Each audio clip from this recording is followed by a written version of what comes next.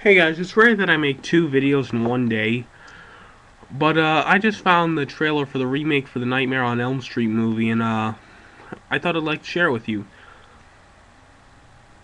First off, my thoughts. I grew up as a 90s child. I was born in like the middle of the 90s, so it was awesome to be alive in the 90s, wasn't it? We all know this. But it was also awesome to grow up and live in the 80s. If you were a horror fan, because so many characters were invented around the time of the 80s and 90s. You have Jason Voorhees, he got a remake movie, and now supposedly they want to remake Friday the 13th Part 2. God, I hope they don't. There is Michael Myers, but he's really a 70s character. Although he did make a couple of movies throughout the 80s, so technically he counts as an 80s character too. You have Freddy Krueger, who is an 80s horror character. He's basically now one of the most memorable sci-fi fantasy horror icons out there, next to Jason, Michael Myers, Alien, Predator, Pinhead, Chucky, and of course Leprechaun. Now, some of these horror characters are getting their own remake movies. Supposedly Child's Play is going to be remade, but it's a good thing because Rob Zombie is going to direct it, so I hope he remakes it as a sick fuck of a movie it should be. Because I find all the Child Plays movies to be very overrated. Well, actually not overrated, but underrated. But you get my point.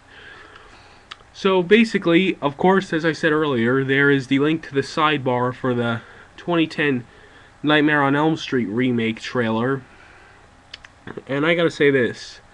I'm disappointed a little, because I don't know where this remake is going. I know it's supposed to be re-imaging Freddy Krueger.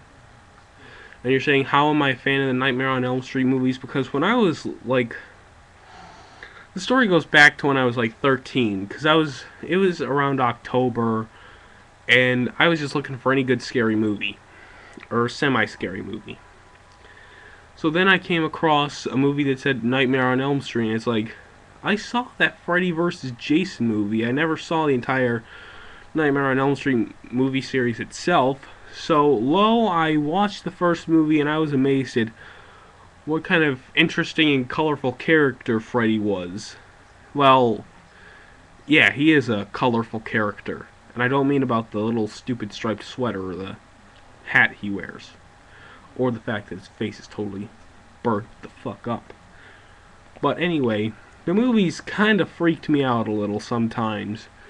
Because the whole idea is just plain... the whole idea is just Freddy Krueger can come into your dreams at any time he wishes and can kill you. And of course, the rule applies in the movies: if you die in the dream, you die in real life. Now, I saw the trailer. I was a little disappointed because they don't include the scene where he got burnt to death. Although I don't think they added that in the original, but it would have been a great way to open it up. Instead, they show him getting chased down and, of course, killed. I forget how, because I didn't see the whole trailer. I kind of skipped through parts of it just to see how good it was. They got the whole idea right, but I'm kind of pissed that Michael Bay is going to be one of the producers. He's basically funding the movie, and I hope to God he has no control over what happens whatsoever. Now, to many people who are very disappointed about this movie, Robert Englund is not going to be returning as Freddy Krueger. I know, and I heard this, I was kind of ticked off. I was like, but why? You can't have a Nightmare on Elm Street movie without Robert Englund. That's the equivalent to having Godzilla not trample Tokyo. Although he does that. Basically, it's like this. Robert Englund has played Freddy Krueger many times, and Godzilla's crushed Tokyo many times.